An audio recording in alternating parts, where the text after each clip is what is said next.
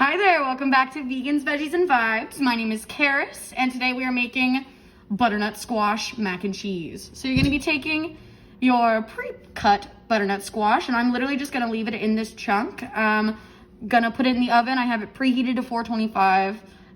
Just honestly, drizzle with some oil, salt and pepper, let it cook for about 20 minutes like that, just sitting in your oven on like a little pan. And basically you're looking for this to get nice and mushy and soft so you can kind of just scrape it out of the skin whenever you're done into our blender. So we'll be right back with that.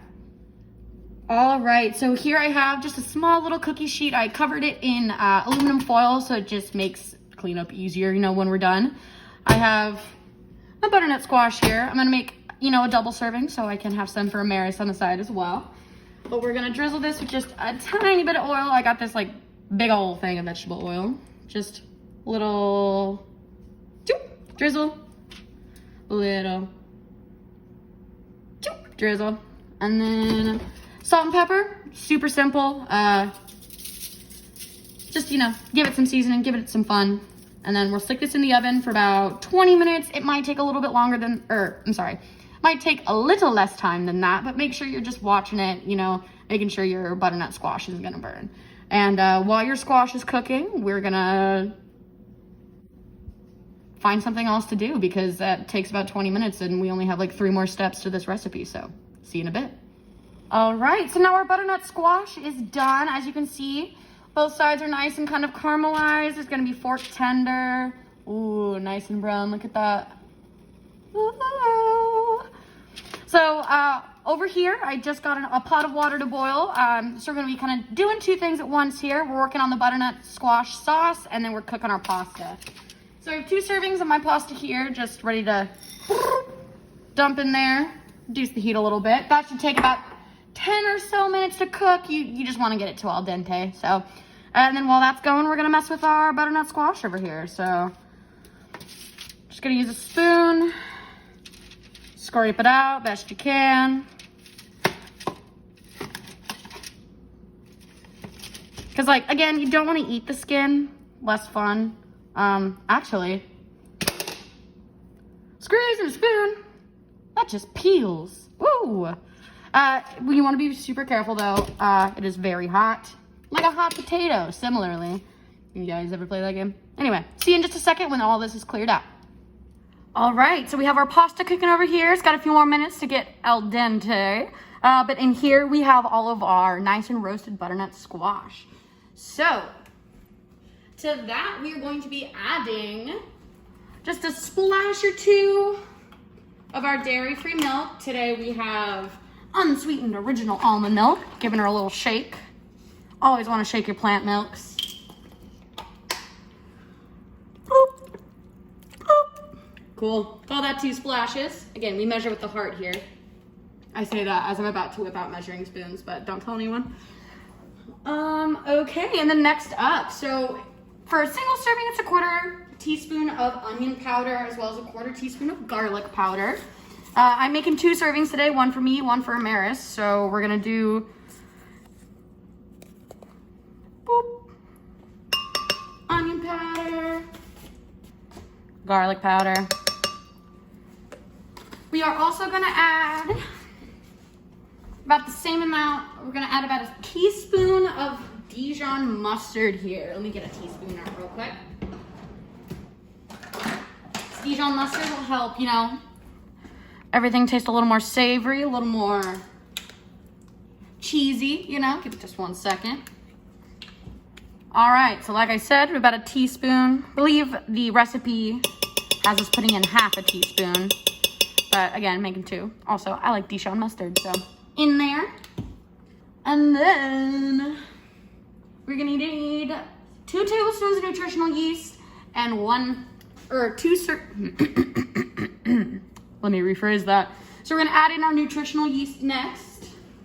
1 serving is 2 tablespoons, so I'm gonna add in a total of 4. 1, 2, 3, 4. So this nutritional yeast is kind of like our vegan trick for making things cheesy. If you just eat straight nutritional yeast, you'll notice that it has kind of more of a Parmesan flavor, like that kind of like, it's also kind of nutty because of like the cultures and the fermentation that's going on with the yeast. All right, so in addition to that, we have lemon juice, of which I'm going to add a full tablespoon total again, because we are doing 2 servings here.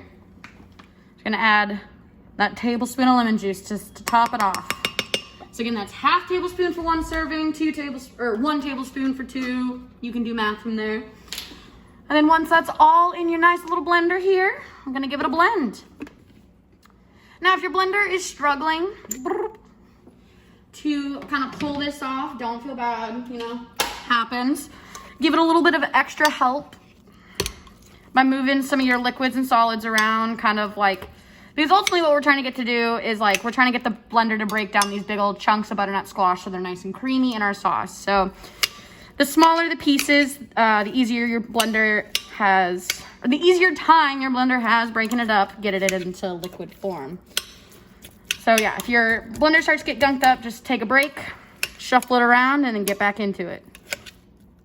And as I'm blending, I'm finding that I'm gonna need a little more liquid. Ooh. Let's see. Gonna need just a little more liquid just to get it to blend in a little nicer. We're gonna, so yeah, don't add all your milk right at the beginning, but try to do it slowly so you can just kind of like adjust for texture. All right, so now that we got our sauce all blended up here, I'm gonna stir it around a couple more times, make sure all of our chunks have been broken up.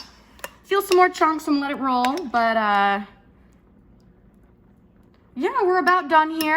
Looking just about the right consistency for our sauce.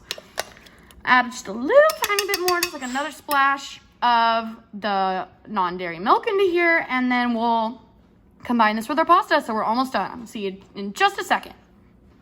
All right, so our pasta is done cooking. We got it nice and al dente here. We have our nice sauce here. Move our blender out of the way. So if you can see, whoa, look at that, nice and smooth and creamy. Now all there's left to do is we're just gonna pour this over our noodles in the pot. Make sure you scrape out all that goodness, because I mean, like, you know, this is it, y'all. Take a spoon from earlier, scrape out all of our sauce from our blender. Can't waste a lick of that.